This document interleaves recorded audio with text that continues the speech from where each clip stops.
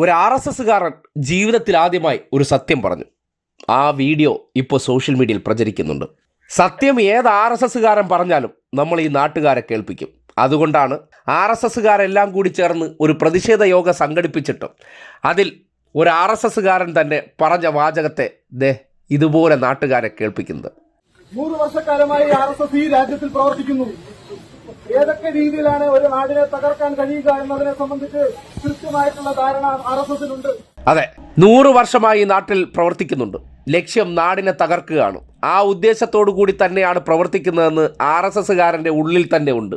അതാണ് ആ പ്രതിഷേധ യോഗത്തിലെ പ്രസംഗത്തിനിടയിൽ അറിയാതെ വായിൽ നിന്ന് പുറത്തേക്ക് വന്നത്. അത് അറിയാതെ വന്നു പോയതല്ല, ചില സത്യങ്ങൾ അങ്ങനെയാണ്.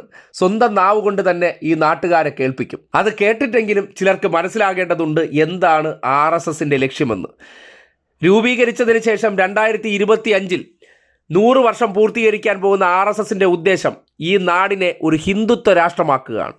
അതിനുവേണ്ടി കേരളത്തിൽ ആദ്യം അവർക്ക് വേരോട്ടം വേണ്ടത്ര നടത്താൻ പറ്റാത്തതുകൊണ്ട് മുസ്ലിം മതവിഭാഗത്തെ ശത്രുക്കളാക്കിക്കൊണ്ട് അവരുടെ പ്രഖ്യാപിത ശത്രുക്കളായ ക്രിസ്ത്യൻസിനെ അവർ ഒപ്പം നിർത്തിയിരിക്കുകയാണ്. കാര്യം ന്യൂനപക്ഷങ്ങൾ ഒരുമിച്ച് നിന്നാൽ എളുപ്പത്തിൽ അവരെ അടിക്കുക പാടാണ്.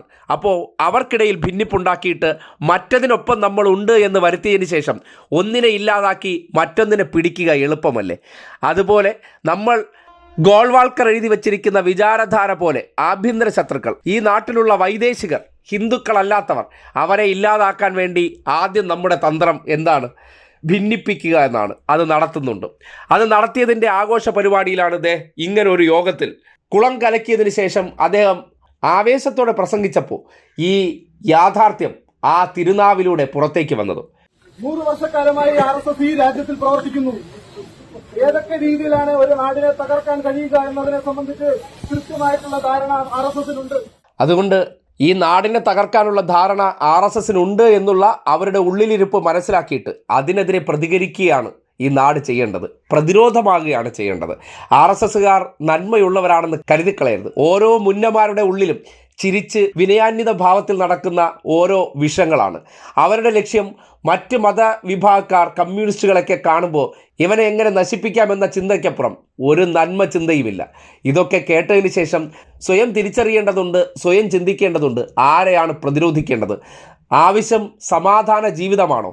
അവിടെ വേണ്ടത് മറ്റ് മതക്കാരോട് നമുക്ക് വെറുപ്പും വിദ്വേഷവുമല്ല. അത് ഉൽപ്പാദിപ്പിക്കാൻ വേണ്ടി ഓരോ ഉദാഹരണങ്ങളെ പത്രമാധ്യമങ്ങളിലൂടെയും അവർക്ക് സ്വാധീനമുള്ള ദൃശ്യമാധ്യമങ്ങളിലൂടെയും അല്ലെങ്കിൽ TV-കളിലും ഫോണുകളിലൂടെയൊക്കെ നിങ്ങളുടെ മുന്നിലേക്ക് എത്തിക്കുക എന്ന് പറഞ്ഞാൽ അതിലൂടെ നിങ്ങൾക്ക് മറ്റൊരു മതത്തെ വെറുക്കണം. അതും ഇവരുടെ ഒരു തന്ത്രമാണ്. അതാണ് അവർ പറയുന്നത്, എങ്ങനെയൊക്കെയാണ് ഈ നാടിനെ തകർക്കേണ്ടതെന്ന് ഞങ്ങൾക്കറിയാമെന്ന്. അത് ഓരോ RSSകാരൻ്റെയും മനസ്സിലിരിക്കുന്ന ഉദ്ദേശമാണെന്നുള്ള കാര്യത്തിൽ ഒരു സംശയവുമില്ല. അതുകൊണ്ട് നിഷ്കളങ്കരായി നിങ്ങൾ RSSകാരെ കണ്ണടച്ച് വിശ്വസിക്കുകയാണെങ്കിൽ അല്ലെങ്കിൽ BJPക്കാരെ വിശ്വസിക്കുകയാണെങ്കിൽ നിങ്ങളുടെ പുക പോലും കാണണമെന്ന ചിന്ത മാത്രമേ അവരുടെ ഉള്ളിലുണ്ടാകൂ എന്ന് ഇവിടുത്തെ ന്യൂനപക്ഷക്കാരും ഹിന്ദുത്വക്കാരല്ലാത്ത ഇതര മതസ്ഥരും മനസ്സിലാക്കിയാൽ വരും തലമുറയ്ക്ക് ഈ നാട്ടിൽ സമാധാനത്തോടെ ജീവിക്കാനുള്ള മണ്ണൊരുക്കി കൊടുക്കാൻ കഴിയും.